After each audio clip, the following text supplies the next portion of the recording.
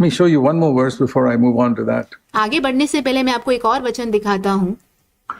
At the end of the Sermon on the Mount, what we read just now was the beginning of the Sermon on the Mount. अभी जो हमने पढ़ा है वो पहाड़ी उपदेश का शुरुआत है और पहाड़ी उपदेश के अंत में हम देखते हैं Matthew 5. At the end of the Sermon on the Mount, again, he draws a contrast.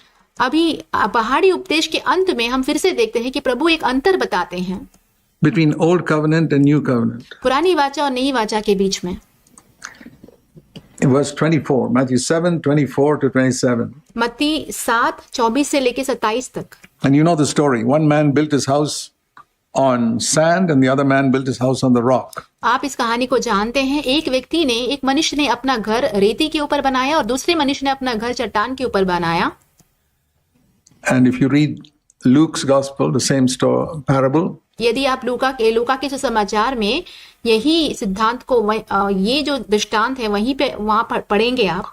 he says the wise man dug through the sand and hit the rock. वो कहता है कि जो बुद्धिमान व्यक्ति है उसने रेती पर से खोद कर चट्टान लगने तक खोदा. It's not that he went to some other rocky area. ऐसा नहीं कि वो कोई और चट्टान वाली जगह पर जाता है. Both were building in the same area next door to each other. दोनों ही जो मनुष्य है वो एक ही जगह जो है एक दूसरे से नजदीक ही घर बांधते हैं.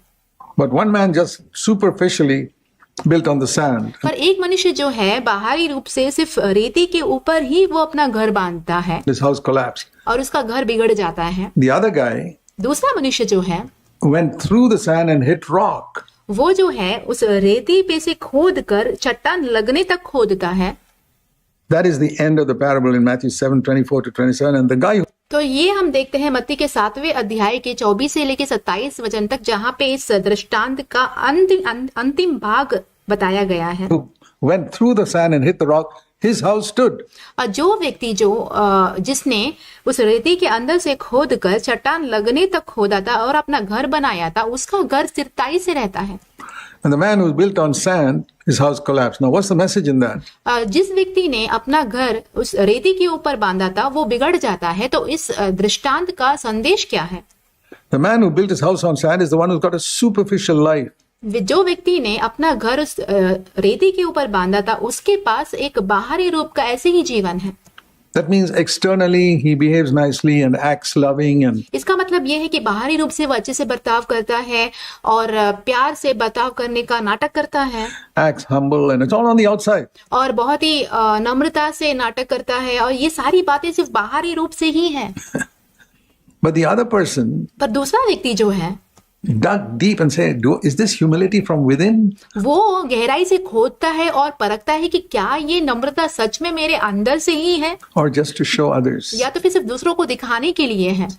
Is this holiness I have only to show others? क्या ये पवित्रताई जो मेरे पास है ये दूसरों को सिर्फ दिखाने के लिए है Or is it deep down? या तो फिर ये गहराई से ही है.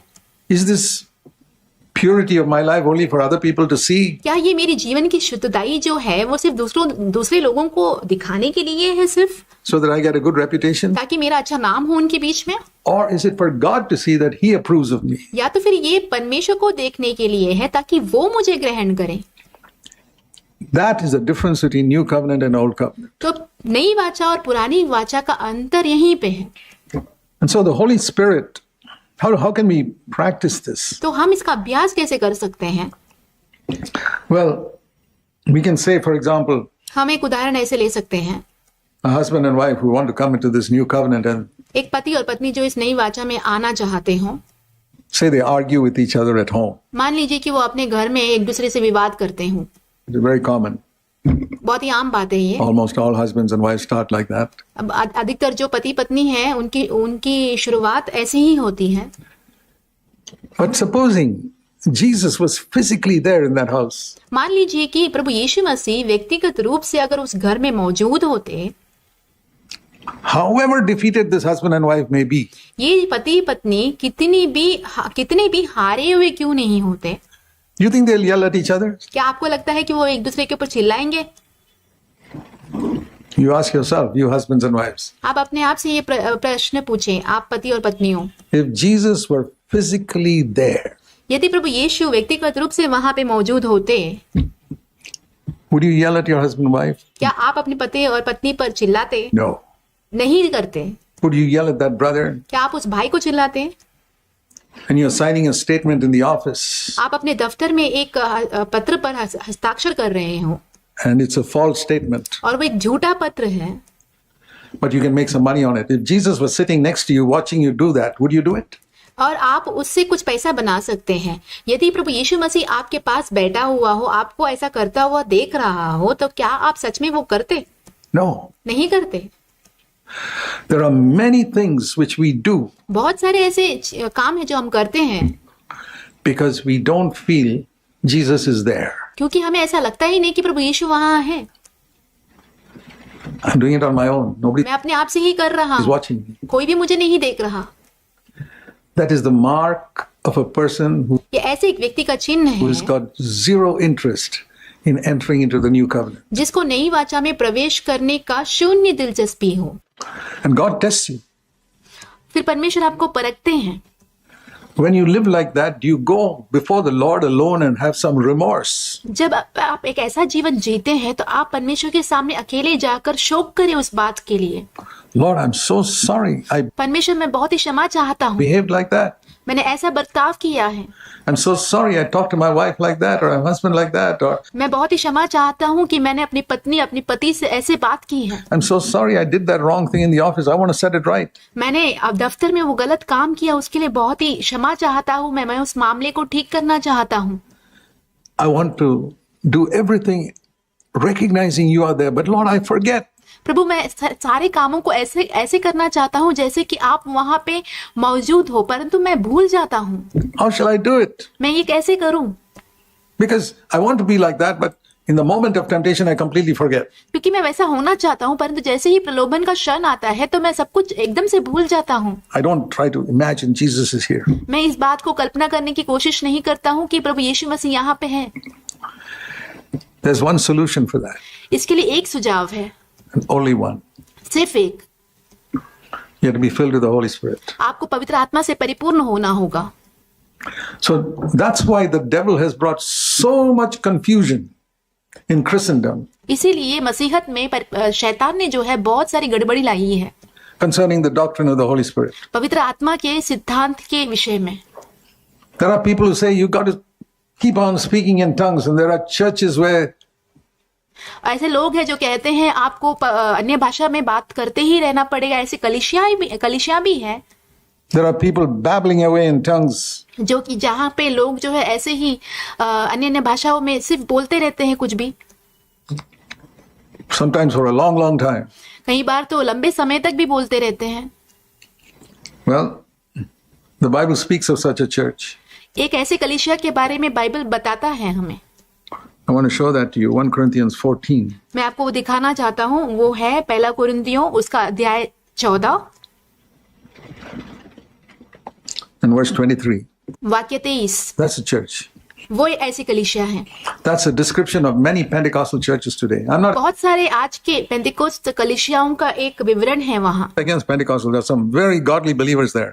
मैं पेंतिकोस्त कलीसिया के विरोध में नहीं हूँ, वहाँ पे कुछ अच्छे बहुत ही ईश्वरीय विश्वासी है वहाँ। But some churches are like this. 1 पर कुछ कलीसियाएं ऐसी हैं। Corinthians 14:23. पहला कुरिन्थियों 14 उसका 23वां वचन। The whole church comes together and they all begin to speak in tongues. सारी कलीसिया एक जगह इकट्ठा हो जाती है और सब के सब अन्य अन्य भाषा में बोलने लगते हैं। That's called here in verse 23 a mad church. ऐसे कलीसिया को यहाँ पे वाक्य 23 में बुलाया गया है कि वो एक पागल कलीसिया है। Not a Pentecostal church, a mad church. एक पेंतिकोस्त कलीसिया नहीं, परंतु एक पागल कलीसिया। So the Bible says, that's what I call it too. Bible यही कहती है, तो मैं भी उसे वही बुलाता हूँ। Then what then is the mark of the fullness of the Holy Spirit? तो पवित्र आत्मा की भरपूरी का चिन्ह क्या है? Let's go to the words of Jesus himself. हम चलो प्रभु यीशु मसीह के जो स्वयं के शब्द हैं उसकी ओर जाएं। In John chapter 16, यूहन्ना उसका 16वां अध्याय।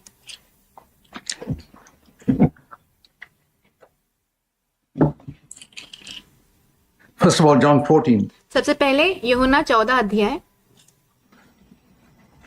he calls the Holy Spirit a helper. यहाँ पे वो पवित्र आत्मा को एक सहायक कहते हैं। And verse John 14:16, he says, I will ask the Father, यहाँ पे यूहन्ना 14वां अध्याय उसके 16वें वचन में प्रभु कहते हैं कि मैं पिता से विनती करूंगा and he'll give you not a helper, read carefully, और वो तुम्हें एक सहायक नहीं देगा। यहाँ पे ध्यान पूर्वक आप पढ़ें, another helper. एक और सहायक। Who is the first helper? सबसे पहला सहायक कौन है? Who is it? वो कौन है? Jesus. Prabhu Yeshu. When Jesus was with the disciples, जब प्रभु यीशु मसीह उनके शिष्यों के साथ थे, they were not afraid of anything. वो किसी भी चीज को लेकर भयभीत नहीं होते थे। There could be a storm in the lake or वहां पे झील में बहुत बड़ी आंधी तूफान आ जाए, not enough food to feed 5,000. That's okay. Jesus is here. 5,000 लोगों को खाना खिलाने के लिए नहीं है, ठीक है, प्रभु यीशु मसीह यहाँ पे है। Every problem is solved. तो फिर सारे जितनी भी समस्या है उसका सुझाव है, But because he was like a helper, क्योंकि वो एक सहायक के रूप में थे। helper in every single situation.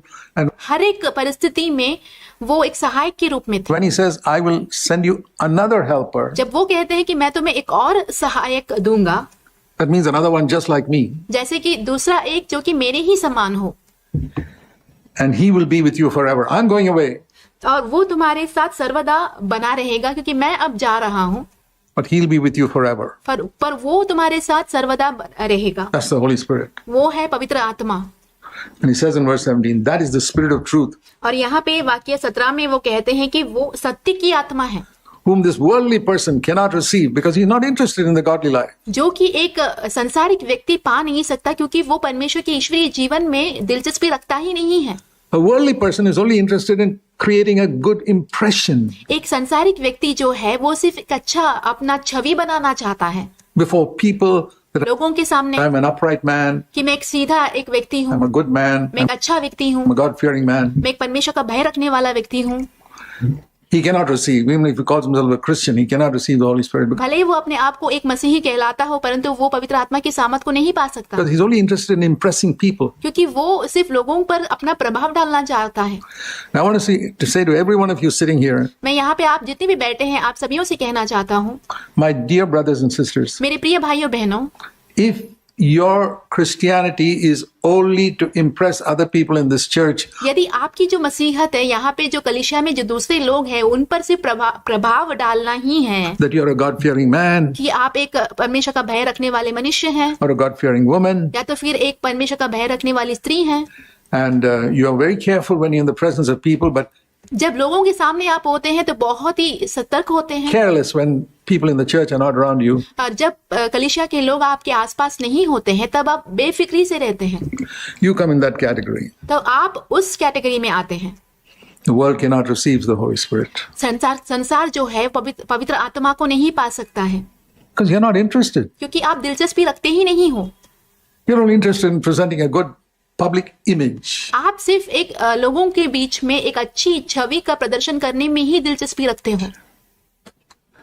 Don't waste your time praying for the Holy Spirit. तो फिर पवित्र आत्मा के लिए प्रार्थना करने में अपने समय को बर्बाद ना करें। You'll never receive the fullness of the Holy Spirit. आप पवित्र आत्मा की भरपूरी कभी भी नहीं पा सकते हैं। Some people think, oh, because I'm gifted to preach, कुछ लोग ऐसे सोचते हैं कि हाँ मुझे प्रचार करने का वरदान मिला है, that's the fullness of the Holy Spirit. Well, तो फिर मुझे पवित्र आत्मा की जो भरपूरी है वो भी मिल जाएगी। there are worldly people who can speak much better than anybody else. तो जो संसारिक लोग हैं वो भी आप में से जो लोग हैं जो प्रचार करते हैं उनसे अच्छा प्रचार कर सकते हैं। The devil can preach better sermons. जो शैतान है वो भी अच्छे प्रचार को संदेशों का प्रचार कर सकता है। That's not the point. The anointing of the Holy Spirit is something very different. वो मुद्दा नहीं है, क्योंकि पवित्र आत्मा की जो भरपूरी है वो एकदम से अलग बात है।